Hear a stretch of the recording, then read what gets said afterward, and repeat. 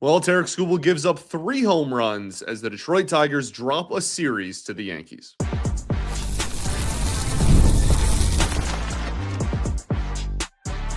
You are Locked On Tigers, your daily Detroit Tigers podcast. Part of the Locked On Podcast Network, your team every day.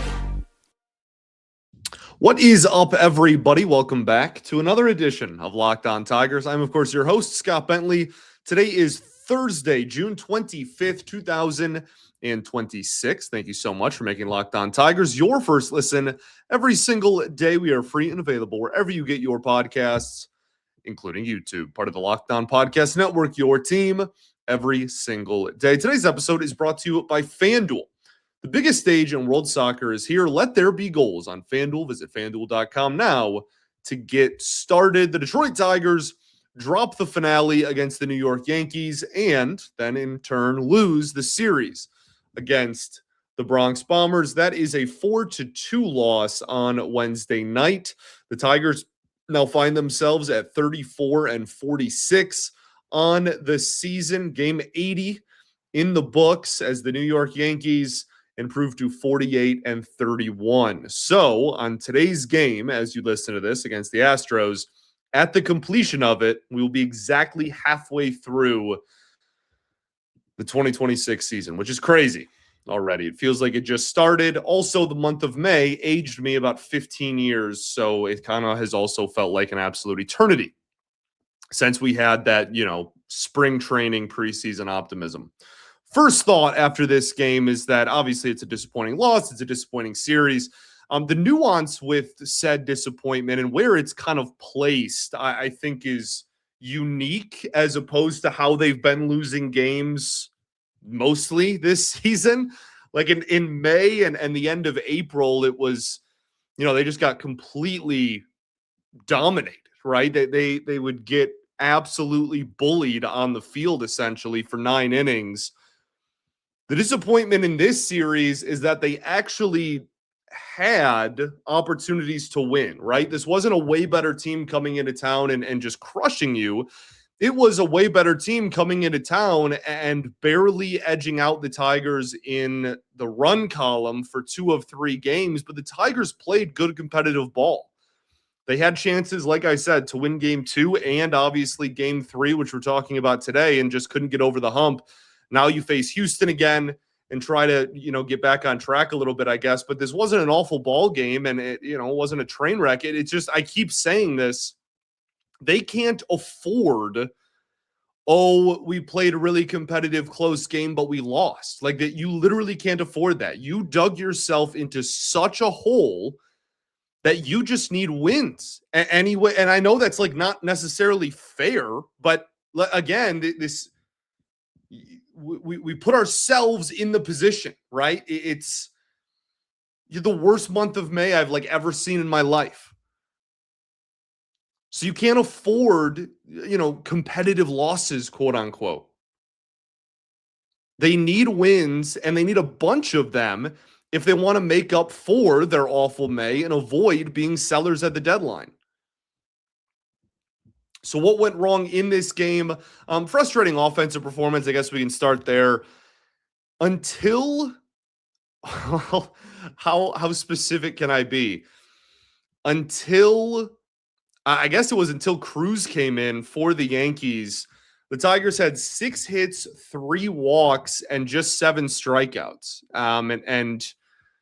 That only equated 2 runs for them. They were poor with runners in scoring position, as we've said a lot this year, and they didn't have any home runs, but it was in the first 7-ish innings, 6-ish innings, similar to last night, where they had opportunities to really do some damage first starting pitching and even the first guy out of the pen, but they just couldn't really amount to too terribly much. And then it got turned over to kind of the A team in that bullpen, and here we are with a 4-2 loss. This was Weather's first start in a month, in a literal calendar month, where he did not allow at least 1 home run in his outing. And the team went 1 for 6 with runners in scoring position. So no clutch hitting, no power to bail them out. The top 4 in the lineup combined 2 for 12 with no walks in the first 7 innings. Okay. McGonigle had a single late, right? They ended up, I think, between the 4 of them with 4 hits in 14, which is not a bad day at the office. But in those, opportunity filled innings in the first 6, right? Not all innings are created equal. The top 4 in your lineup just weren't doing enough. McGonigle, Dingler, Vierling / Carpenter, and then Riley Green.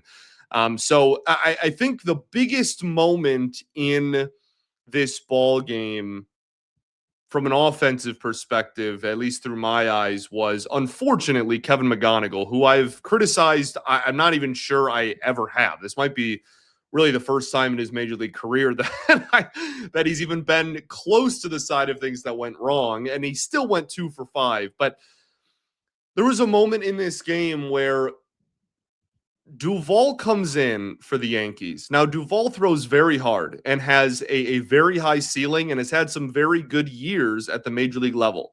This season, he has struggled because his command is absolutely atrocious. He's spiking balls into the dirt. He's walking everybody. He's not even getting really super high leverage situations with the Yankees currently, despite throwing 100-mile-an-hour cutters. He walks Jake Rogers to start an inning. Okay, that is your worst hitter. It's your 9-hitter. Now the offense, the lineup rather, turns over with a man on first and no outs. McGonigle is then up 2-0 in a count, mind you. Gets a cutter in on the hands. It's a borderline strike at best. Might be a ball. He swings. It's off his wrists, and it's a routine pop-up. Then the next 2 batters, Dingler grounds out and Kerry Carpenter strikes out. That pop-out is absolutely brutal and I would say unacceptable. For a guy that has such bad command issues, just walked your worst hitter and you're up 2-0 in a count in, that just absolutely cannot happen. And I know, he throws 100-mile-an-hour cutters. I'm sure it looked like it was over the heart of the plate out of his hand, and that's why the decision was to swing. But that is just that was the most brutal and devastating single out of this entire game for the Detroit Tigers. McGonigle also had an error in this game as well, which Torkelson thankfully saved him from and prevented it from being costly. But alas, not the best day in the world. And it's such a testament to how great he is, McGonigle, that when he has an outing like this where you're poking holes in it, he still went 2 for 5 at the top of the lineup. You could do a lot worse. He's incredible. This obviously is not an indictment of, him this season, how valuable he's been or his future, but that one at bat was really, really brutal, and then the error didn't help things either. Okay. And then, Fernando Cruz comes in and literally every batter he faced outside of Riley Green looked like a little leaguer facing a major league pitcher. I mean, he faced 5 batters. Green got a hit. The rest not only struck out, but struck out in embarrassingly bad fashion. It was remarkable. Torque, Lee, Malgeri, all with Green on first base, all strike out, and they were all completely uncompetitive. Okay. I want to talk Tarik Skubal. I want to talk, what went right, obviously, and then some roster stuff as well. Okay, we'll do that right after this. First, though, I'm going to talk to you about our friends over at Hims. ED is way more common than most guys think, and millions of men deal with it at some point. Hims offers fair, simple, and convenient ways to take care of your health by connecting you with a licensed healthcare provider online and giving you personalized access treatment options from the comfort of your own home. There's no awkward appointments, no pharmacy lines, just a straightforward process designed to make getting care easier. Taking care of yourself shouldn't feel complicated, right? Hims makes the process private and easy to navigate. It's healthcare built around your schedule and your comfort. Between work, family, everything else going on, finding time for appointments can be really tough, right? Having access to licensed providers online means you can prioritize your health without having to rearrange the entire day. To get simple online access to personalized, affordable care for ED, hair loss, weight loss, and more, Visit hims.com/LockedOnMLB. That's hims.com/LockedOnMLB for your free online visit. hims.com/LockedOnMLB. Prescription required. See website details for important safety information. Sildenafil is a generic version of Viagra. Viagra is a registered trademark of Viatris Specialty LLC, and Hims is not affiliated with or associated by Beatrice. Also got to talk to y'all about our friends over at FanDuel. The biggest stage in world soccer is here, and it has been an absolute doozy. Every match feels like it has the potential for a memorable moment. One goal can completely change the trajectory of a game, shift momentum, and alter the outcome in an instant. That's what makes tournament soccer so exciting, from opening whistle to final kick. Now, FanDuel is giving another reason for customers to stay locked into every match with every goal pays. Bet on a match and get a bonus bet for every goal scored in that match. More goals mean more bonus bets. All you have to do is turn in your token. There's so many great matches, right? We all know about USA going for an undefeated group stage for the first time ever. But that's what I love about these tournaments, is you can turn a match between, I don't know, two countries that maybe you normally wouldn't follow, and suddenly one goal can change everything for you. The tension builds so quickly, and you've invested before you even realize it. So from opening whistle to the final kick, let there be goals on FanDuel. Visit FanDuel.com now to get started.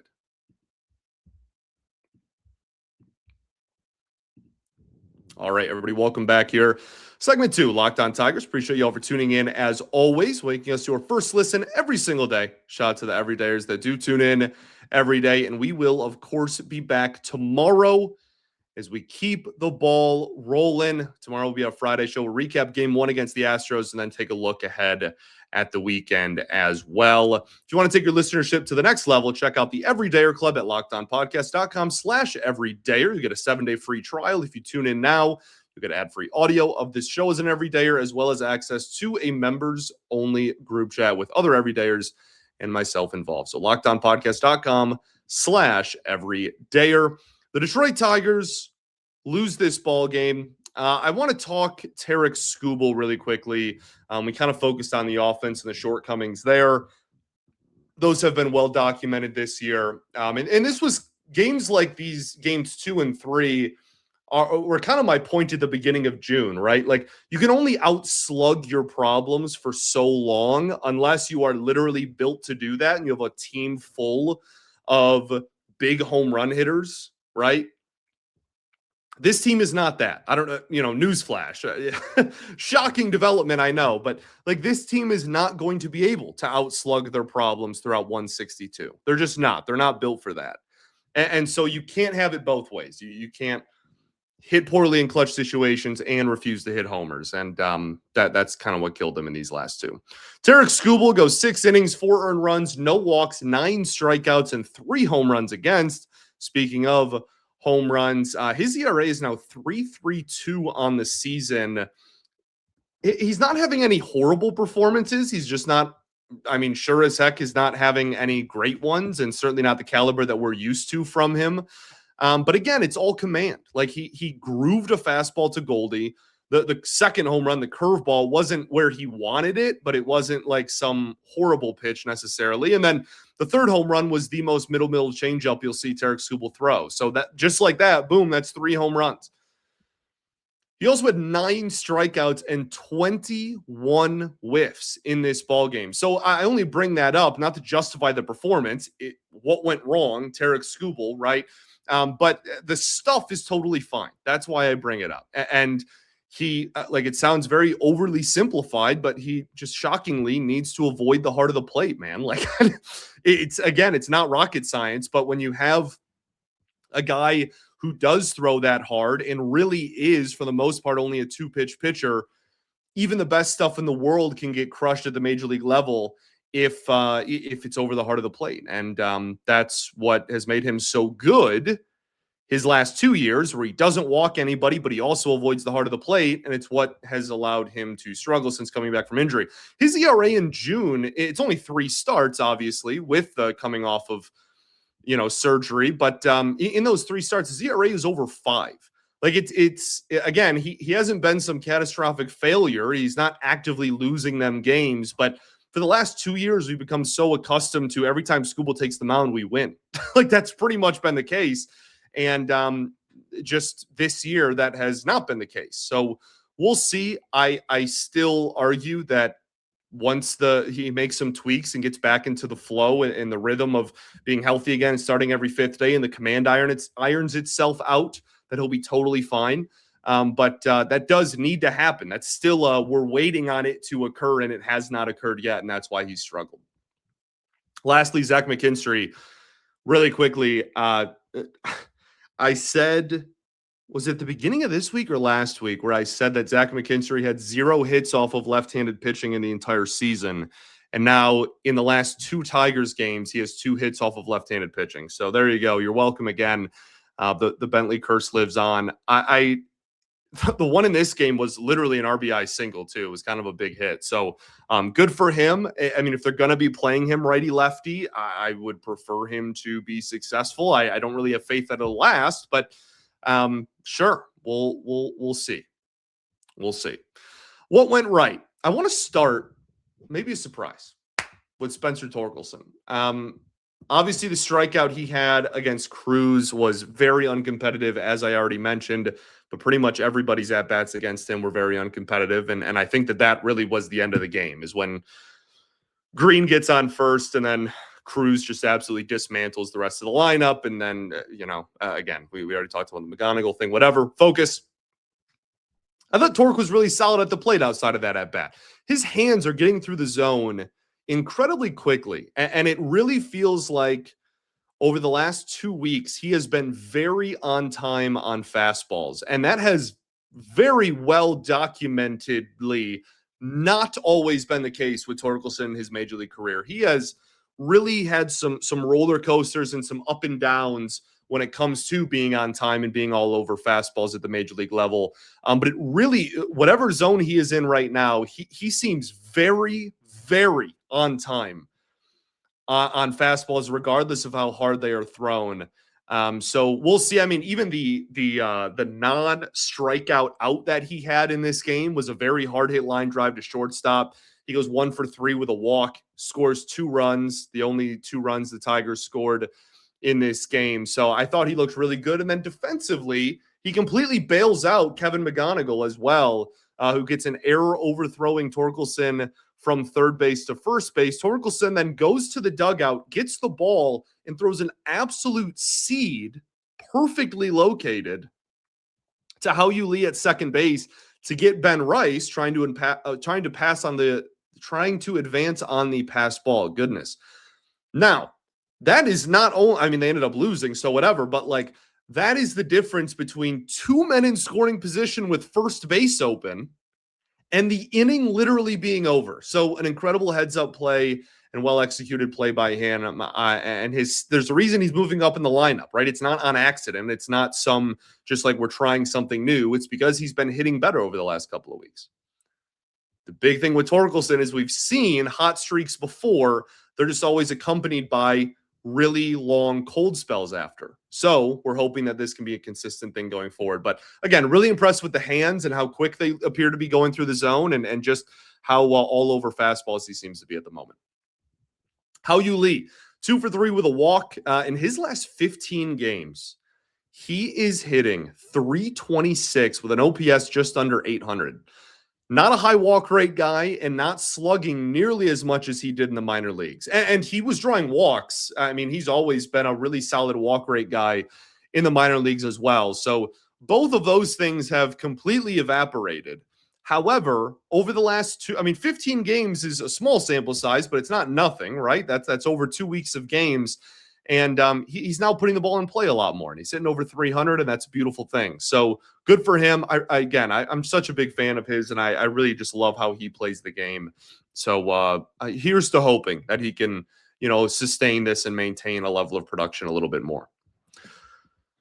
Lastly, for what went right, I want to talk the bullpen, Jacob Waga's pack. One of these days, I'll be able to actually say that first try and not stumble over my words here. He goes 1 2/3 of perfect baseball with 2 strikeouts. His ERA is now an even 3 on the season. I thought he looked fantastic, to be honest with you. This was easily the best outing he's had as a Tiger. the things that he can do, his release point is so unique because it's so over the top, right? It's so over the top that like he tilts his head and does the, who else does that? Jonah Tong with the Mets does a similar thing where it's so over the top that he's got to tilt his head to make sure that it's truly coming in from the top. That was an attempt of me trying to make sure I'm still fitting in frame while also relaying my point. It did not work. I'd have to be way up here, but regardless. But the things that he can do with that release point is super unique to him, right? He's got a decent mid-90s fastball and a solid changeup. You can tunnel those like a bleep. Like you can tunnel those like crazy if you want, and it can be very effective, and that's what he's been trying to do. Obviously, as the cutter in there as well, but it's very unique, and it's a different arm slot to add to this bullpen. So beautiful outing, and hopefully he's able to stay consistent as well. And then Emmanuel De Jesus with a fine short outing here as well. Let's talk stuff. We'll do that right after this.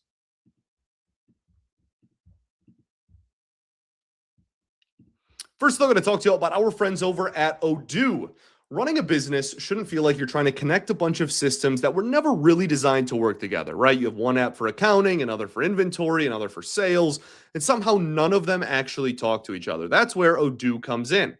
And Odoo is an all-in-one business management software that brings every part of your business together in one powerful platform. From sales, accounting, inventory, marketing, you name it, everything works in one place, helping your team move faster, stay organized, and focus on growing the business instead of managing software. The best organizations know that success isn't just about talent. It's about having everyone working toward the same goal. And that's very true in sports, just like in business. You can tell that this wasn't a reactionary move for the Detroit Tigers. We've covered this team's highs. We've covered their lows. This organization had a vision of how this season was going to go. It has not gone that way, but they've stuck to it, and they're trying to turn it around with a solid month of June despite the loss today. Now you're seeing results because everyone is working in the same playbook. So get organized and get organizations to win with great operations that matter. That's why you should get Odoo. Try for free today at odoo.com/lockedon. That's odoo.com/lockedon. Just kidding. Also got to talk to y'all about Indeed. Workplace chaos can show up fast. That's where Indeed sponsored jobs come in.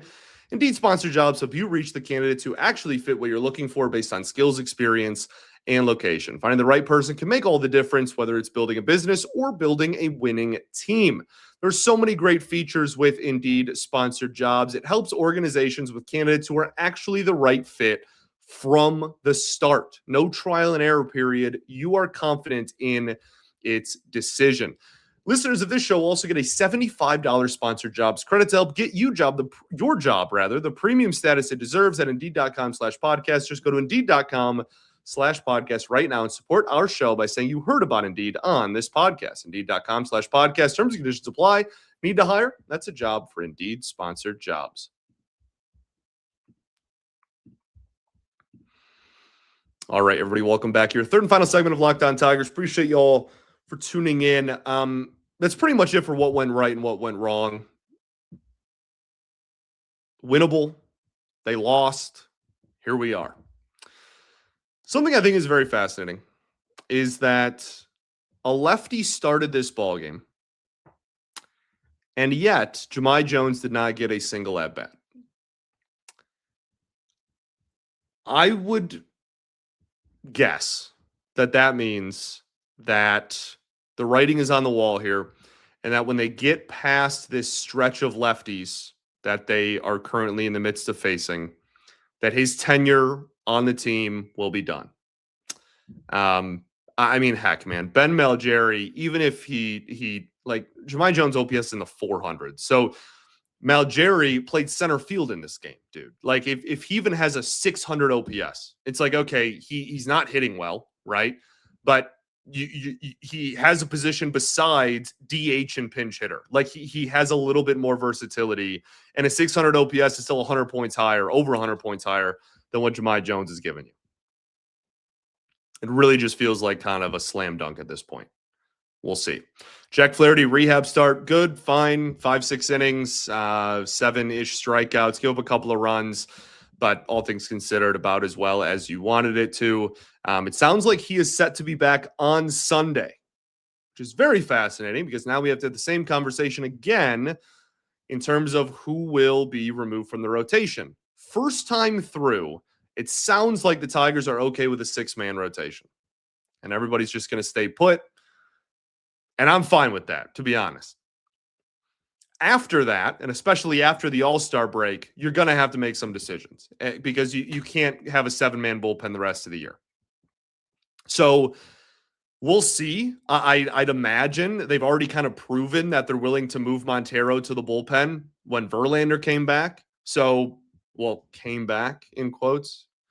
So I mean, I would guess that that's just going to continue being the case, but we'll see and keep an eye on that, obviously. One last thing before we get into the preview, John Peck promoted to AAA. The year of John Peck continues. For those who maybe didn't follow the team in spring training or didn't listen to the show or whatever yet in spring training, Peck had an incredible spring for the Detroit Tigers and was one of the organization's favorites during spring training games for Detroit this year. So good to see him get promoted. He's now in AAA. Something to keep an eye out for. John Peck. Okay, so you lose a series to the Yankees. They have the best record in the American League. I guess that's not like the end of the entire world. It's just frustrating, and your margin of error is unbelievably slim. You now go back to facing the Astros, who you just faced like a week and a half ago. They are 38-43 as I record this, but they were in a very close game late on Wednesday night, and I'm recording before the final out. So maybe they are 39-43, maybe they're 38-44. Since the Tigers series, they have taken 2 of 3 from Cleveland, and then depending on what happens on Wednesday night, they will either have taken 2 of 3 from Toronto or dropped 2 of 3 from Toronto, but played a lot better baseball than they were before winning a series against the Tigers last week. Jordan still crushing. Jeremy Pena heating up, honestly, has been continued or is continuing to hit really well. Isaac Paredes, we know what he can do. Altuve has been better as of late, but still it seems to be kind of a shell of his former self. Silver lining here in game 1, at least, for the Tigers is they get to face Tatsuya Amai, who unfortunately has really struggled with his transition to Major League Baseball from coming over from Japan. Now, there's been a lot of conversations about just like lifestyle and like potentially being homesick. He dealt with an injury at one point. It just really kind of feels like it's been very difficult for him. But this guy is still very talented. He has a 6.15 ERA this year. In June, in 3 starts, he has 2 really solid outings. One was 6 innings of 1-run ball. And then 1 outing in between those 2 solid outings where he got blasted and did not make it out of the first inning. This is all command. And I've been a broken record with that all episode. I talked about it with Skubal. We talked about it with Mize yesterday, right? But command is fixable. He has really struggled in that department, which is why his numbers are so poor. He has one of the highest walk rates in baseball. He leaves a lot of pitches over the heart of the plate. But the flip side of that, the reason why I was really big on him in the offseason, because his stuff is incredible. And even with an ERA over 6, he still gets a lot of strikeouts and a lot of swing and miss and has a really solid mid-90s fastball and a really solid slider. Honestly, the slider is his most thrown pitch. He just spams sliders. Doesn't matter if you're a righty or lefty, by the way. You're getting a slide piece at some point. And that's pretty much it, which is the interesting part. Like, so far in his Major League career, he's really been a 2-pitch pitcher. And when he's located it well, that's all he's needed. But he has not located that well very consistently this season. So an opportunity, but don't let the numbers fool you. Still a very talented arm. Troy Melton, For the Tigers, 4-0 with a 2.56 ERA. Looking for a nice continuation of his last start where he went 6 innings of 1-run ball and tied his season high in strikeouts. Also had a lot of swing and miss in that outing. We kind of talked about the fact that his last outing was the first time he had gotten whiffs, really, period, but in his secondary pitches especially. So that was nice to see. And Amai is a righty for what it's worth. So we were facing a lot of lefties. We'll see if there's a roster move before this game or if maybe they wait until the end of the weekend, facing some lefties later in the series. 4-game set against Houston as well. But it'll really be interesting to see, with the way the roster is currently constructed, what the right-handed hitting lineup looks like, right? Kerry Carpenter will be in there. McKinstry will be in there. Obviously, the usual suspects will be in there. But it'll be interesting to me just to see how the bench is deployed and who's on the bench with a righty on the mound, given how many lefty-oriented batters are here. But there might, again, just be a roster move before this game even. We'll see. Thanks for making Locked On Tigers your first listen every single day. Shout out to the everydayers that do tune in every day, and we will be back tomorrow. Get back on track, boys. I mean, like, the thing is, Tarik Skubal literally said it. He said the quiet part out loud where he was like, with where we're at, we either start playing better baseball or we all like get traded and they sell. Correct. I have always appreciated his bluntness, regardless of where he ends up playing the rest of his career. I will obviously be a fan. But I couldn't have said it better myself. So peace and love. Going to therapy's dope. I'll catch y'all tomorrow, baby. Go Tigers.